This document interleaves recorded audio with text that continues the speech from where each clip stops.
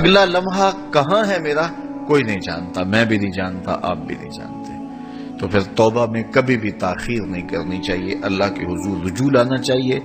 اچھے اعمال کو بجا لانے کے لیے کوشاں ہو جانا چاہیے، جلدی جلدی اپنے دامن سے گناہ جھاڑ دینے چاہیے،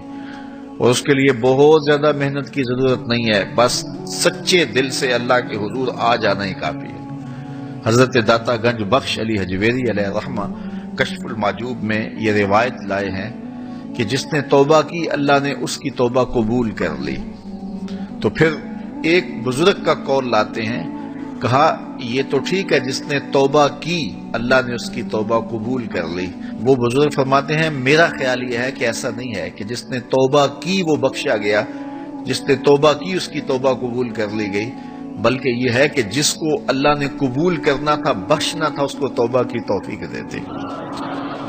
اپنے در پہ بلایا اسے جسے معاف کرنا تھا۔ کوئی آپ کا باغی ہو، کوئی میرا باغی ہو، تو میں اس کو خود پیغام بھیجوں کہ آ جانا، تو پھر وہ آئے اور میں معاف نہ کروں تو پھر سارے کہیں گے یار تو عجیب بے مروت ہے، خود بلا کے معاف نہیں کر رہا۔ تو میاں جب میں نے اس کو میسج بھیجا ہے، میں نے اس کو پیغام بھیجا ہے کہ اس کو کہو آ جائے، تو جب یہ کہہ دیا ہے تو اس کا مطلب ہے کہ میں معاف کرنا چاہتا ہوں، تو اس لیے میں نے بلایا ہے نا۔ تو دوسرے لفظوں میں داتا صاحب فرماتے ہیں کہ وہ صوفی کہتے ہیں نہیں، معاف کر دیا تھا تو تب بلایا ہے۔ تو اگر کسی کو توبہ کی توفیق مل جائے تو اس کا مطلب یہ ہے اللہ نے معاف کر دیا ہے، اس لیے توبہ کی توفیق عطا فرمائی ہے۔ تو اس لیے اس کے حضور آ جانا ہی یہ قبولیت کی دلیل ہے۔ اللہ تعالیٰ جل شانہ ہمیں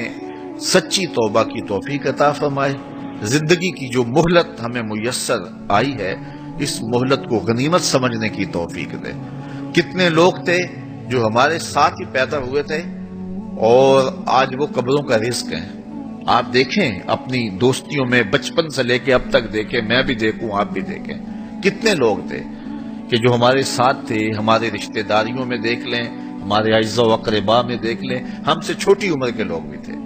آج وہ ہم سے جدا ہو گئے ہیں۔ تو ہم تو کوئی پرمٹ کٹوا کے نہیں آئے کہ ہم جو ہے وہ سب سے آخر میں جانا ہے، اس لیے ہمیں نہیں پتا کہ جو ہے وہ ہم کب اس دنیا سے چلے جائیں گے، اس لیے اپنی آخرت کی تیاری کریں، جو تھوڑا سا وقت ہے اس کو اللہ اس کے رسول کی یاد میں گزارنے کی کوشش۔ بعض اوقات ایسا ہوتا ہے کچھ لوگ سوچتے ہیں، کچھ لوگ بات بھی کرتے ہیں، کسی سے کہو نا کہ آؤ یار اللہ کی دہلیز پہ آ جاؤ، 5 گانا نماز معمول بنا لو، تو کئی صاحب کہتے ہیں جناب میں 2 سال میرے رہ گئے ہیں، پھر میں نے ریٹائرمنٹ لے لینی ہے، پھر اس کے بعد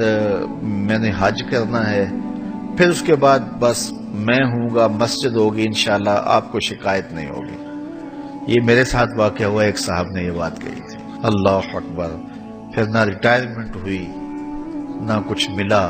نہ حج کی توفیق ملی، نہ وہ ہوا، نہ مسجد ہوئی۔ یہ وہ بندہ کہہ رہا ہے جس کے قبضے میں ایک سانس بھی نہیں ہے،